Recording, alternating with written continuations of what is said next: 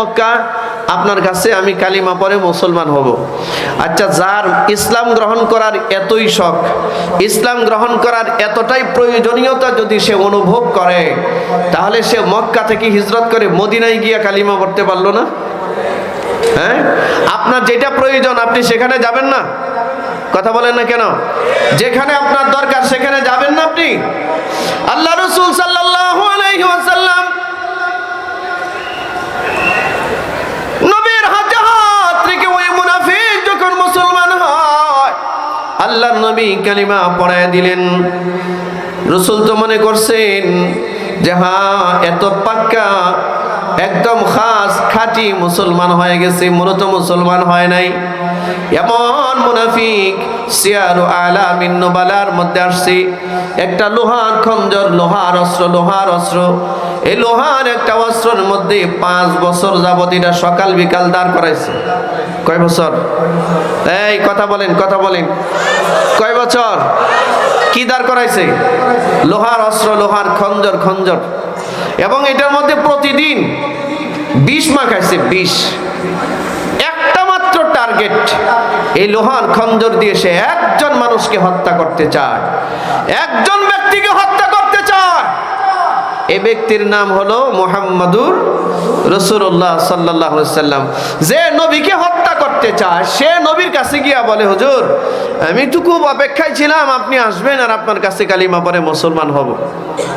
আপনারা দেখবেন সমাজে মুনাফিকদের মুখের মধ্যে মজা বেশি, কিন্তু কথা বলে না। সমাজে মুনাফিকদের মুখে মজা বেশি, কিন্তু এদের কথার আর কাজের সাথে কোনো মিল পাওয়া যাবে না। কথা বলেন না কেন? কথা আর কাজের সাথে কোনো মিল নাই, মুনাফিকদের আচরণ এটা। মুসলমান ভাইরা আমার, আল্লাহ রাসূল সাল্লাল্লাহু আলাইহি ওয়াসাল্লাম তারে কালিমা পড়ায়া দিছি। সে খালি সুযোগে নবীজির কাছে আসে। নবীরে কখন একা পাবে আর নবীকে ওই খঞ্জর দিয়ে আঘাত করে হত্যা করবে। ইতিমধ্যেই যুদ্ধের ডাক চলে আসছে, হুনাইনের যুদ্ধের ডাক চলে আসছে। আল্লাহ রাসূল 10,000 সাহাবী সংযুক্ত আরো 2,000, মোট 12,000 সাহাবীকে ডাকলেন। ডেকে আল্লাহ রাসূল পরামর্শ চাইলেন, এ সাহাবীরা শোনো, মক্কার কাফেররা যেহেতু, তায়েফের কাফেররা যেহেতু মক্কা আক্রমণ করতে চলে আসছে, আমরা তো আর বসে থাকতে পারি না, অন্তত পক্ষে প্রতিরোধমূলক ব্যবস্থা তো গ্রহণ করতে হবে। আচ্ছা, মক্কা অভিযানে রওনা দিছে কে?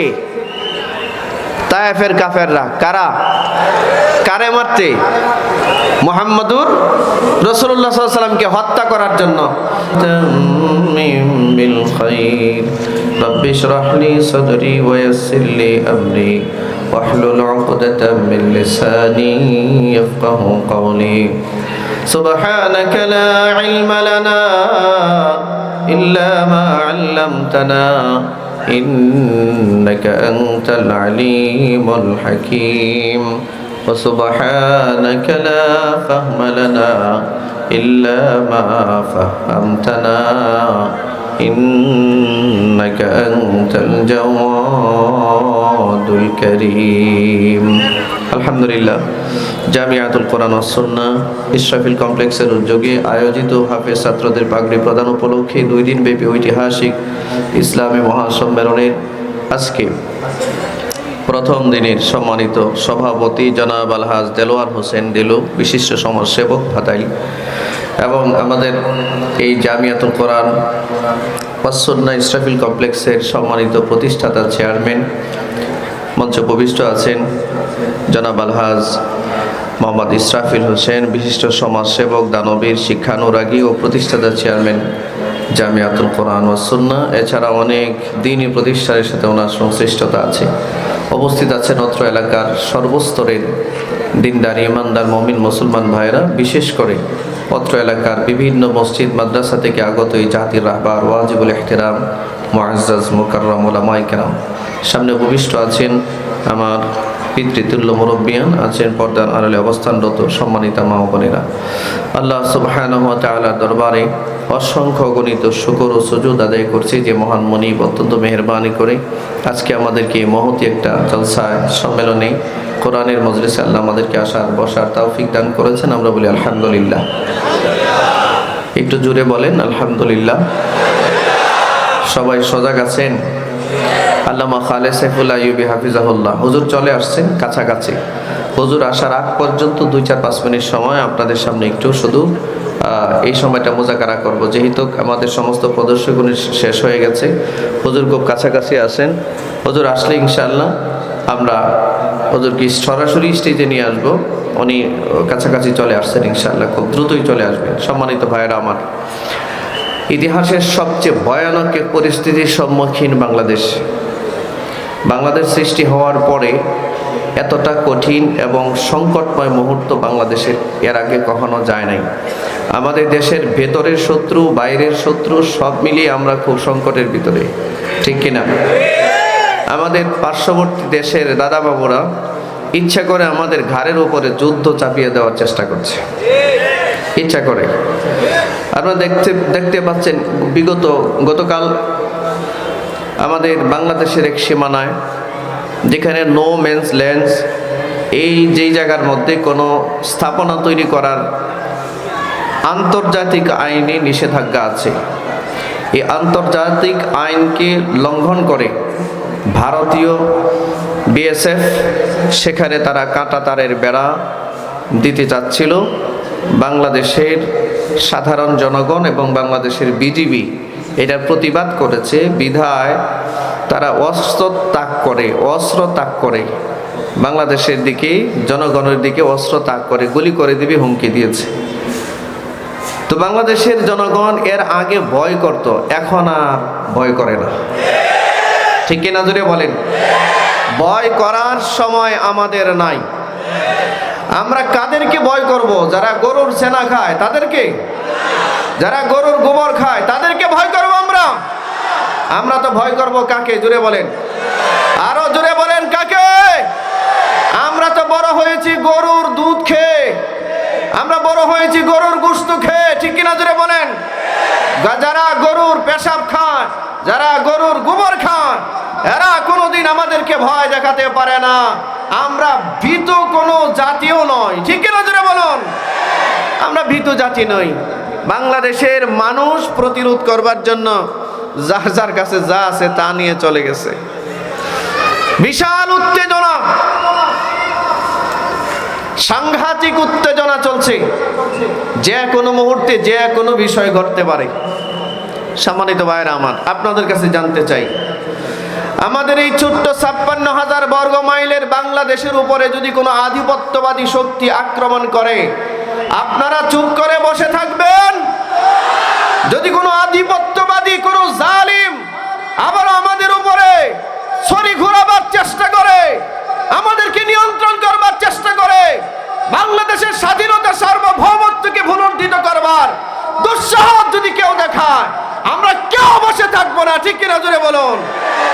প্রয়োজনে আবারও শাহজালালের সেই হাতিয়ার অস্ত্র হাতে ধারণ করে আবারও রাজপথে সীমানা রক্ষার জন্য যদি জীবন দিতে হয়, আমরা জীবন দিতে প্রস্তুত আছি তো ইনশাআল্লাহ।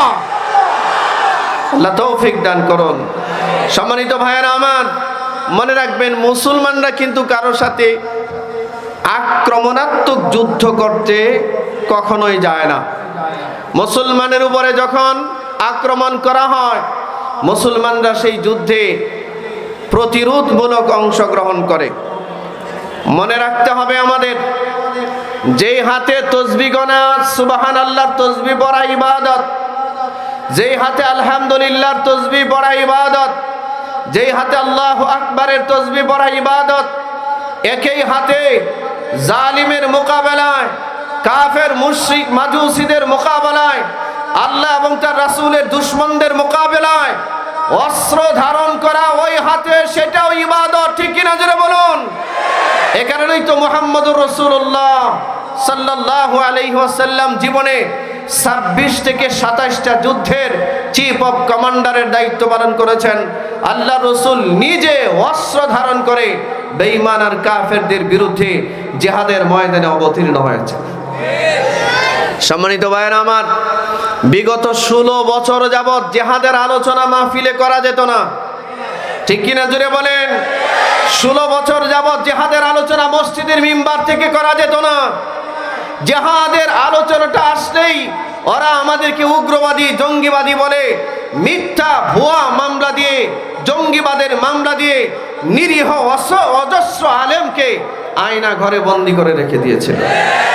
কতজনকে ক্রস ফায়ার দিয়েছে, গুম করেছে, খুন করেছে। আল্লাহ জালিমদের প্রাপ্য বুঝাইয়া দিচ্ছে, ঠিক কিনা জোরে বলেন? জালিমের প্রাপ্য বুঝাইয়া দেয় কে?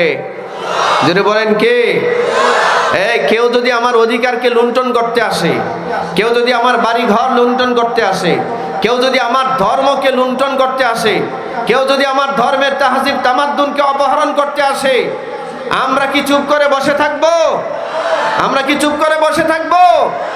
আমরা চুপ করে বসে থাকবো না। আরে যেই জাতি মৃত্যুটাকে হাসি মুখে বরণ করে নিতে পারে, এই জাতিকে মৃত্যুর ভয় দেখানো এটা বোকামি ছাড়া কিছুই নয়।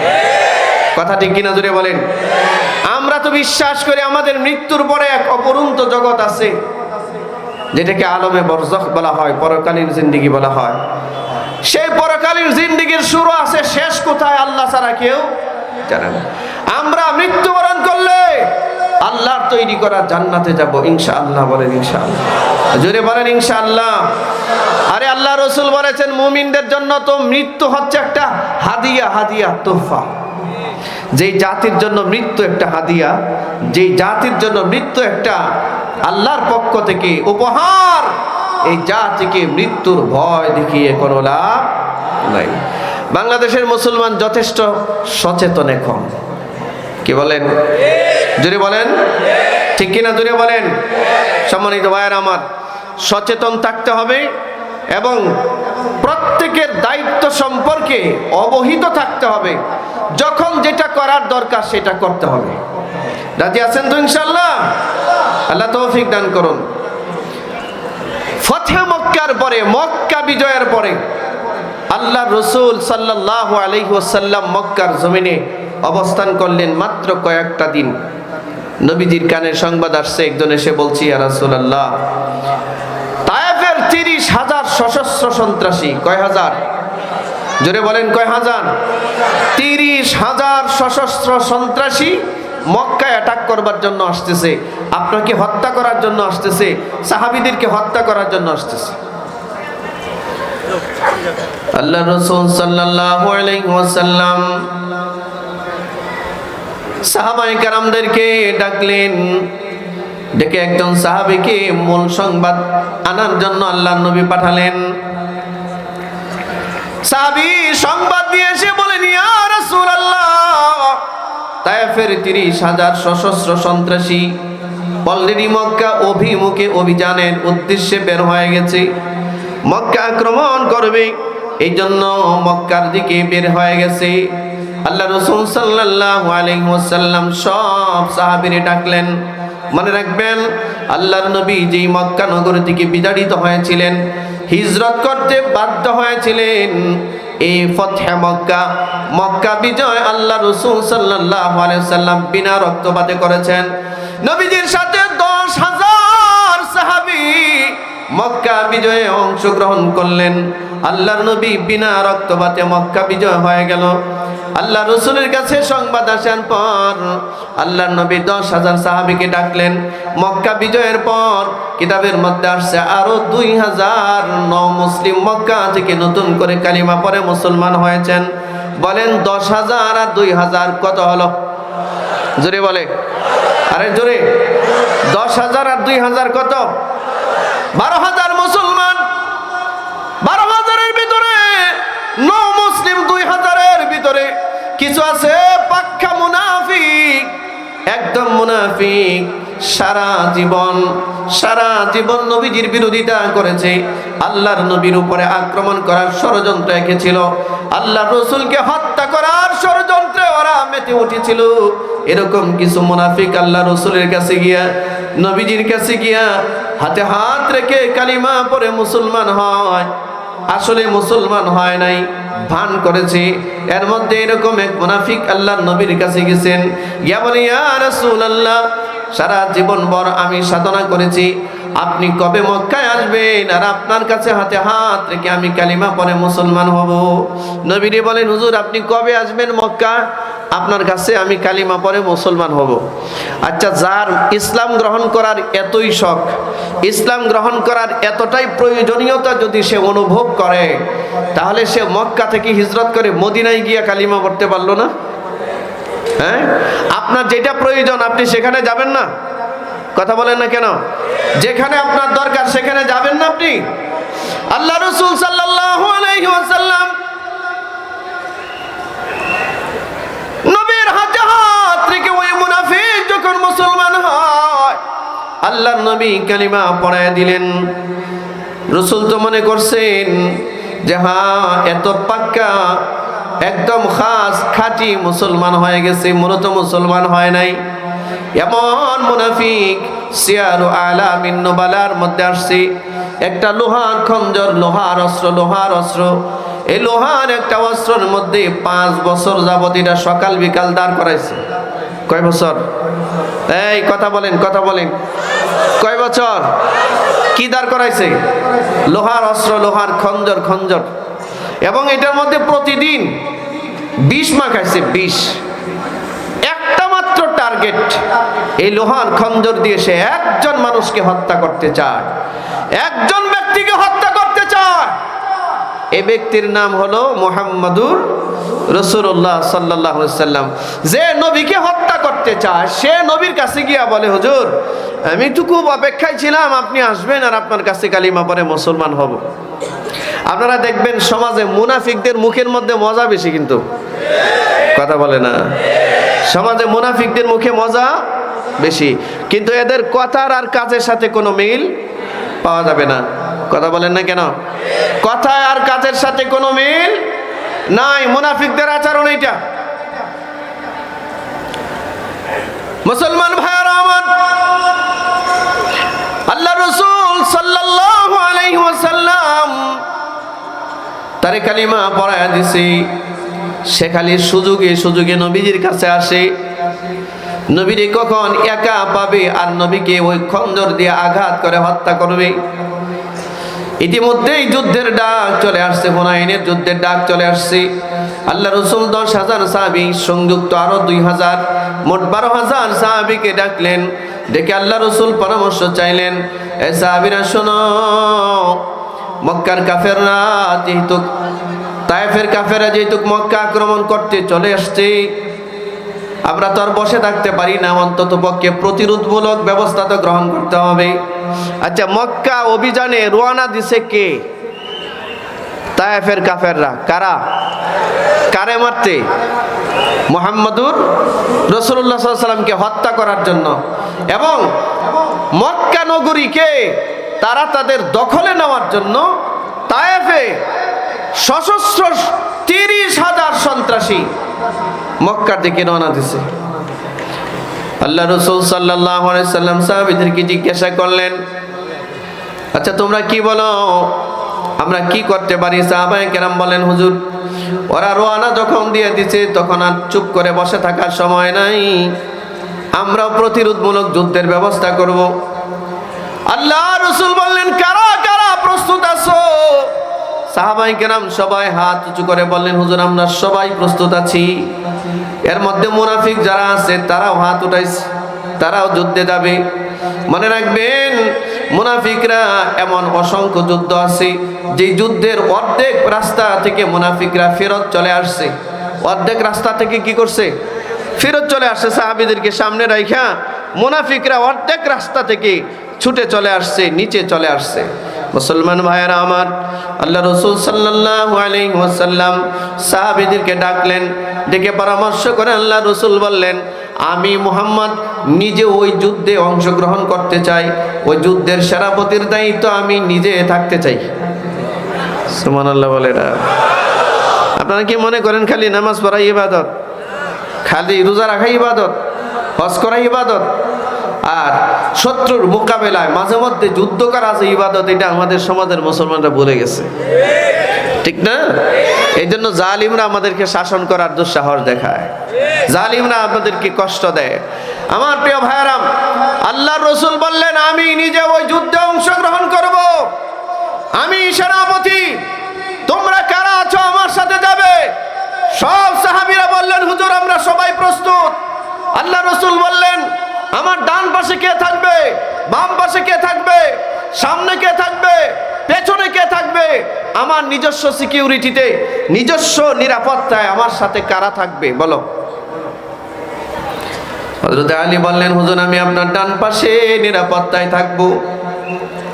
হযরত উমর বললেন ইয়া রাসূলুল্লাহ আমি আপনার বাম পাশে নিরাপত্তায় থাকবো। হযরতে বেলাল বললেন হুজুর আমি আপনার সামনের দিকে নিরাপত্তায় থাকবো। ওই যে মুনাফিক 5 বছর যাবত লোহার খঞ্জরের মধ্যে লোহার অস্ত্রের মধ্যে বিষ মাখাইছে এবং এটাকে দাঁড় করাইছে, এই লোহার খঞ্জর ওয়ালা আল্লাহ রাসূলের কাছে গিয়া বলেন ইয়া রাসূলুল্লাহ বহুদিন যাবত আপনার কোনো খেদমত আমরা করতে পারি নাই, হুজুর যুদ্ধের ময়দানে যাচ্ছেন, খেদমত করার সুযোগ হয়েছে, আপনি আপনার পিছনের নিরাপত্তার দায়িত্বটা আমারে দেন। পিছনের নিরাপত্তার দায়িত্বটা কে চায়? কথা বলেন না রে, জোরে বলেন কে চায়? যে নবীকে হত্যা করার জন্য 5 বছর লাগায়া লোহার অস্ত্র বানাইছে, সে নবীর জন্য নবীর কাছে গিয়া বলে হুজুর আপনার পিছন সাইডের নিরাপত্তার দায়িত্বটা আমাকে দেন। আল্লাহ রাসূল সহজ সরল, এই ভাই খুব খেয়াল করেন, মনে রাখবেন জান্নাতি মানুষ যারা হয় তারা খুব সরল হয়, জান্নাতি মানুষ যারা হয় তারা খুব সরল হয়, সহজ হয়, মাথার মধ্যে এত পেঁচগুজ রাখে না। আমাদের সমাজে কিছু মানুষ আছে দেখবেন এর মাথায় এত পেঁচ, জিলাপিতে এত পেঁচ নাই, কথা বলে না, হ্যাঁ? ও খালি কার সাথে কারে লাগাবে, কারে টেনে হেসড়ে নিচে নামাবে, কার ব্যাপারে গীবত করা যায়, শিকায়েত করা যায়, কার ব্যাপারে বদনাম করা যায়, কার জমি দখল করা যায়, কোথায় গেলে টেন্ডারবাজি করা যায়, সন্ত্রাসী করা যায়, দুর্নীতি করা যায়, এই চিন্তায় ব্যস্ত। কি কথা বলেন না? এমন কিছু মানুষ আছে না সাংঘাতিক ক্রিটিক্যাল, ওরে বাপ রে বাপ। মনে রাখবেন দুনিয়াতে যে যত ক্রিটিক্যাল হয়, যে যত কঠিন মনের মানুষ হয়, হাসরের মাঠে তার বিচারটা ওই কঠিন ভাবে হবে। আর যে যত সহজ হয়, সরল হয়, হাসরের মাঠে তার বিচারটাও সহজ সরল হবে। আল্লাহ রাসূল বললেন যাও, তোমাকে আমার পিছন সাইডের নিরাপত্তার দায়িত্ব দেওয়া হলো। আল্লাহর নবী সাহাবায়ে কেরামদেরকে বললেন চলো যুদ্ধে রওনা দেই, অন্তত হুদুদে হারামের ভিতরে যেন যুদ্ধ সংগঠিত না হয়। মনে রাখবেন মক্কার বাইতুল্লাহ চত্বরে দাঁড়িয়ে কেউ যদি 1 রাকাত নামাজ পড়ে, 1 রাকাত নামাজে 1 লক্ষ রাকাত নামাজের সওয়াব হয়। ঠিক তদ্রুপ মক্কার এই বাইতুল্লাহ চারপাশে 12 থেকে 13 কিলোমিটার জায়গা এমন আছে, এটাকে হুদুদে হারাম বলা হয়। এই 13 কিলোমিটার জায়গার ভিতরে কেউ যদি 1 রাকাত নামাজ পড়ে তারও 1 লক্ষ রাকাত নামাজের সওয়াব হয়। এই সুবহানাল্লাহ যে আসতে বললেন, জীবনে 1 লাখ রাকাত নামাজ পড়ছেন? কেউ থাকলে হাত ওঠান, আপনারা আমি 10,000 টাকা পুরস্কার দিব। 1 লাখ রাকাত নামাজ পড়ছেন থাকলে হাত ওঠান। আছেন কেউ? নাই। 1 রাকাত নামাজ পড়লে 1 লক্ষ রাকাত নামাজ। মুসলমান ভাইয়েরা আমার, আল্লাহ রাসূল সাল্লাল্লাহু আলাইহি ওয়াসাল্লাম বললেন চলো হুদুদে হারামের বাইরে গিয়ে আমরা যুদ্ধটা করি। সাহাবায়ে কেরামদেরকে নিয়ে আল্লাহর নবী মক্কার হুদুদে হারামের বাইরে চলে গেছেন। মক্কার ভিতর থেকে বের হইয়া হুনাইনের ময়দানে তায়েফের কাফেরদের সাথে আল্লাহর নবীর মোকাবেলা হয়েছে। নবীজির সাথে সাহাবীর সংখ্যা 12,000, কয় হাজার, আর কাফেরের সংখ্যা 30,000। কথা কয় না? কাফেরের সংখ্যা কত? আর মুসলমানের সংখ্যা কোনটা বেশি? জোরে বলেন কোনটা বেশি? আচ্ছা 12,000 মানুষ যদি 30,000 মানুষ দেখে, তাও ওরা অস্ত্র শস্ত্র, উট, এরপরে ঘোড়ার উপরে সওয়ার, অস্ত্র হাতে, আর 12,000-এর মধ্যে কিছু সংখ্যক সাহাবীর হাতে অস্ত্রই নাই, আবার কিছু আছে মুনাফিকও। ভয় পেয়ে যাওয়ার কথা না? হ্যাঁ, ভয় পাওয়ার কথা না? তবে সাহাবীদের ভিতরে একটা নিজেদের মধ্যে একটা আত্ম অহমিকা চলে এসেছিল। তারা মনে করেছিল, আরে এত সাহাবী নিয়ে এত কোনো যুদ্ধে আমরা কখনো যাইনি। হ্যাঁ, হুনাইনের যুদ্ধে, এত বড় যুদ্ধে এত সংখ্যক সাহাবী আমরা যাচ্ছি। সাহাবীদের ভিতরে কিছুটা আত্মগরিমা চলে আসছিল। আল্লাহ বলেন, এই আত্মগরিমার দ্বারাই যুদ্ধের ময়দানে, অস্ত্রের দ্বারাই যুদ্ধের ময়দানে আমি তোমাদেরকে বিজয় দেই না। মুসলমানদের বিজয় নির্ভর করে আল্লাহর উপর। মুসলমানদের বিজয় নির্ভর করে আল্লাহর সাহায্যের উপর। ঠিক কিনা জোরে বলুন? মুসলমানরা অস্ত্রের উপরে নির্ভরশীল নয়, মুসলমানরা পারমাণবিক অস্ত্রের উপরে নির্ভরশীল নয়, মুসলমানরা নির্ভরশীল আল্লাহর উপর। ঠিক কিনা? মুসলমান ভাইয়েরা আমার, আল্লাহ রাসূল সাল্লাল্লাহু আলাইহি ওয়াসাল্লাম যুদ্ধের ময়দানে যখন যাচ্ছেন, হঠাৎ করে এত বিশাল সাহাবী, 12,000 সাহাবী, এত বিশাল সংখ্যা বেঈমান কাফেরদেরকে দেখে ভয় পেয়ে গেছে। ভিতরে আল্লাহই ভয় ঢুকায় দিছে।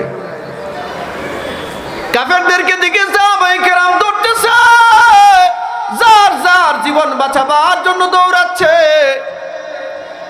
ধরেন একজন সাহাবীকে হত্যা করার জন্য 20 জন কাফের দৌড়াইতেছে। এই সাহাবী নিজের জীবন রক্ষা করার জন্য দৌড়াচ্ছে। আল্লাহ রাসূল সাল্লাল্লাহু আলাইহি ওয়াসাল্লাম তিনিও যাচ্ছেন। নবীজির ডান পাশে হযরতে আলী, বাম পাশে হযরতে ওমর, সামনে হযরতে বেলাল, আর পিছনে কে? মুনাফিক। 5 বছর যাবত লোহার খঞ্জরে শান দিছে। শান কুরবানির ঈদের সময় ছুরি যেমন শান দিই, সেরকম শান দিছে। কয় বছর? জোরে বলেন কয় বছর? এবং এটার মধ্যে বিষ মাখাইছে। তার উদ্দেশ্য হলো